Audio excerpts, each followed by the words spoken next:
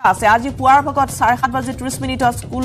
আৰম্ভ হৈছে আৰু সেই সময়তে দেখিবলৈ পোৱা গৈছে যে স্কুললৈ আহি থকা অৱস্থাতেই প্ৰিয়া প্ৰাঞ্জা নামৰ হেংৰাবাৰীৰ ছাত্ৰীগৰাকীয়ে মৃত্যু সাৱটি ল'লে স্কুটিত আহি আছিল বাইকৰ সৈতে স্কুললৈ লিটল ফাৰ স্কুলৰ ছাত্ৰী আছিল প্ৰিয়া জানান্ত बासजों बोरै जानो बोरै फैयामोन बिलाय आहा अ बोरै फैयामोन दा माने ना सिङाव हाबफैदों नंगौ अ भुलाथ' नोंनि गैयामोन जाहैबाय हा अ ओमफ्राय रयेल मालिकआ थाङाखै ओमफ्राय थैनायनि न'खरनियालाय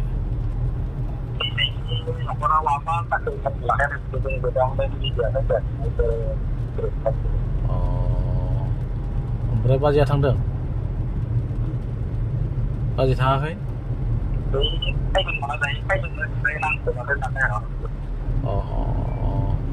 ओरैनो सिगां जोंनि साखायाव गोलैयाना ओरैनो फैनानै निजिनो हाबफैनाय सिगांनि साखायाव रानिंआव दंमोन गारिया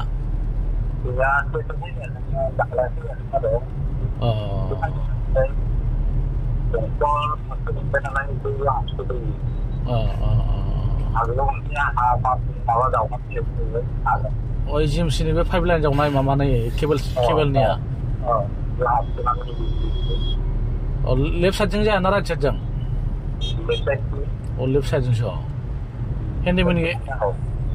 गैयामोन हेन्डिमेन गैयामोन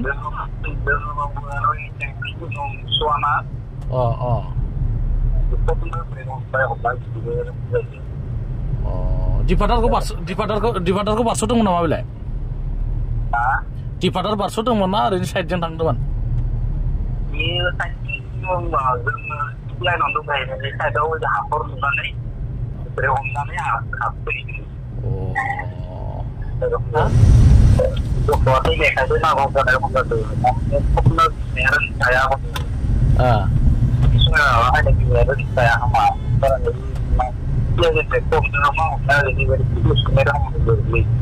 साबसेमोन बिसोरलाय बाइकआव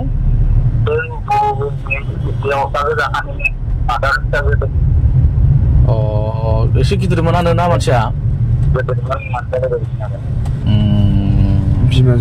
बिमा जेबो जायाखिसै बिमाया ओमफ्राय गथ'आ माने बे साखा सिङाव हाबखादों आरो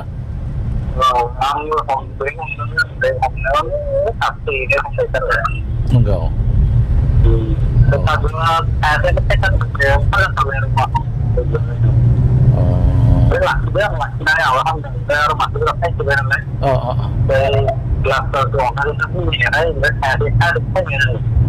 गारिखौ लाना फैखाबाय जाहैबाय आरो नोङो ओमफ्राय स्टुडेन्ट दंखायोमोन नोंनि गारियाव ओरै गणेश मन्दिरनिफ्राय फैबाय थानायाव जानाय ना थांबाय थानायाव जानाय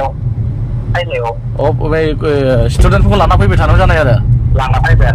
दोननानैसो थांफिनो माथो ओमफ्राय नोङो स्टुडेन्टफोरखौ दोननानैसो थांफिनखो ना